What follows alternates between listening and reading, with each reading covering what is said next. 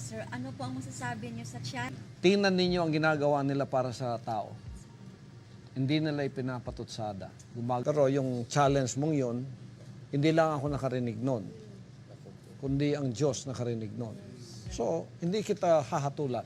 Hihintayin ko na lang kung ano ang kalalabasan ng challenge mo na pahintuin yung, sinabi mo, pahintuin ang traffic sa EDSA. Paano kung pahihintuin? Nahinto na. Ang dapat mong sinabi, pabilisan. Pabilisan ang traffic. Let traffic flow. Paano kung pahintuin? Nakahinto na nga eh. Naging traffic, naging parking lot na nga ang EDSA eh. Nakahinto na. Paano ko pang pahihintuin ang nakahinto na? Oh. Hindi siguro yung right word na sinabi mo. Pabilisin. Oh. Ipabilis ang traffic, ang traffic flow ipabilis sa EDSA. Oh, hindi ikaw lang nananalangin yan, tayong lahat nananalangin yan eh. Oh, di hintayin natin yung challenge mo.